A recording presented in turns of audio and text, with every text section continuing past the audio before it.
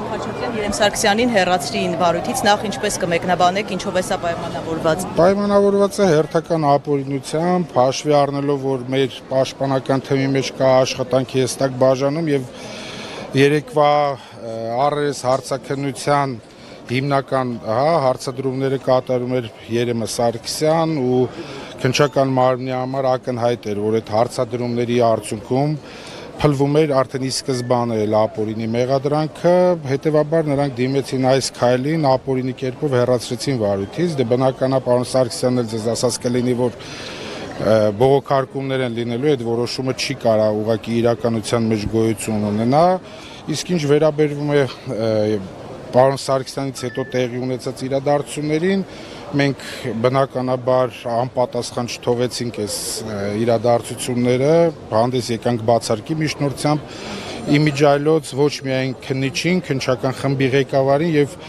ամբողջ քննչական խմբին, որովհետեւ հիմա արդեն այս ամբողջ քննության ընթացքում տեսած տարաբնույթ ապօրինությունները միամտություն կլինի այստեղ արդարություն փնտրելը, հետեւաբար առնվազն մենք այս փուլում պետք է արձանագրենք թե տեղի ունեցած ապօրինությունները, թե այն հանգամանքը, որ հնարավոր ու անհնար բոլոր մեթոդներով պարոն Ծառուկյանին զրկում են արդյունավետ պաշտպանության իր իրավունքից, իսկ դրանք ամրագրված են եւ սահմանադրությամբ եւ մնացած մյուս օրենքներով։ Այս ամեն ինչը մենք պետք է արձանագրենք, սրա մասին պետք է չլռենք, պետք է խոսենք այս ամեն ինչի մասին ու նաեւ իրավական process-ներով, չնայած որ պարոն Ծառուկյանի նկատմամբ տեղի ունեցածը ոչ իրավական process-ներ են, բայց իրավական process-ներով նաև պետք է ամրագրենք այս տեղի ունեցած անարդարությունները։ Պարոն Խաչատրյան, իսկ բացի Երեմ Խաչատրյանի վարույթից հեռացնելու, ներողություն, Երեմ Սարգսյանի վարույթից հեռացնելու այլ ինչ հիմքեր կային բացարկի, նշեցիք, որ մի շարք ապօրինություններ, եթե նախաքննական գաղտնիքի շրջանակներում չէ։ Չէ, հիմա գործի մանրամասներից չեմ խոսի, բայց հենց մեղադրանքից սկսած, որ բազմաթիվ փաստեր ունենալով իրենց ձեռքի տակ, պարոն Ծառուկյանի նկատմամբ դրա մասին նախկինում ենք խոսել, առաջադրվել է ապօրինի մեղադրանք, այսինքն պարոն Ծառուկյանը այս գործով պետք է լիներ առնվազն տուժող, բայց նրան տրվել է մեղադրյալի կարգավիճակ։ 3 հարցաքննության ընթացքում ընդմիջումից հետո որոշակի փոփոխություններ տեղի ունեցան, արդեն սկսում էին պաշտպանական կողմի հարցերը, որոշակի հարցեր, որոնց պատասխան առհասարակ Իրանի Իսլամական Հանրապետության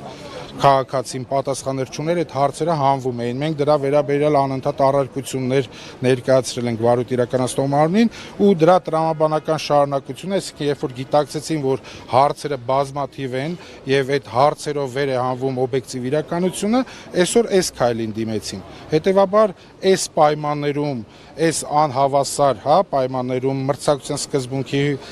բացակայության պայմաններում աշխատելը իմ կարծիքով տեղին չէր լինի ու պետք է անպայման այս ամեն ինչը ամրագրվել հենց բացարկի միջնորդությամբ։ Իսկ բացարկի եթե բավարարվեց կամնաշման մասին դեռ որոշում չկա, չէ՞, ինչպես։ Բացարկի քննարկումը ինձ թվում է կատարվի սահմանված ժամկետում, որովհետև քննչական մարմինը չի քննելու բացարկի միջնորդությունը։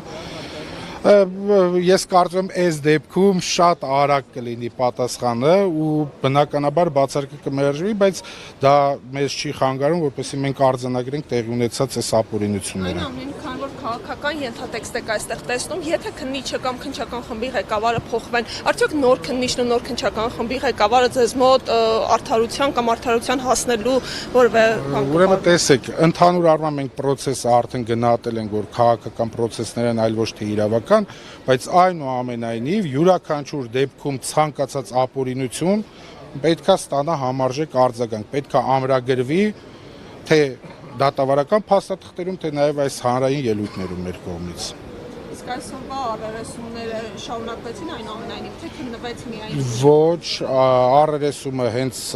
ուզում էին շարունակել, ես հանդես եկա հայտարարությամբ, արդեն ինչպես նշեցի, բացարկի միջնորդությամբ։ Հետևաբար դրա հիմքով դադարեցվեց, նաև դրա հիմքով։ Պարոն Ծառուկյանը կրկին անդրադարձավ մեղադրանքին։ Պարոն Ծառուկյանը շատ կարճ ու հստակ իր դիրքորոշումը հայտնեց, որ շինց ու գործա ու կատարում է միակողմանի քննություն։ Հետևաբար ինքն էլ մեր դիրքորոշմաններ համաձայն էր մեր դիրքորոշման հետ, որը այս պայմաններում առնվազն եւ քանի դեռ բացարկի հարցը որոշված չի, որևէ այլ գործողության մասնակցելը իմաստազուրկ է։ Իսկ այս վարույթով ինչ որոշումը կքննարկվի, ինչ իրավական գործողություններ են այս պահին շարունակվում։ Ես ճիշտ ասած այս բանը չեմ կարող կանխատեսել, որովհետև իմ երևակայությունը թույլ չի տալիս։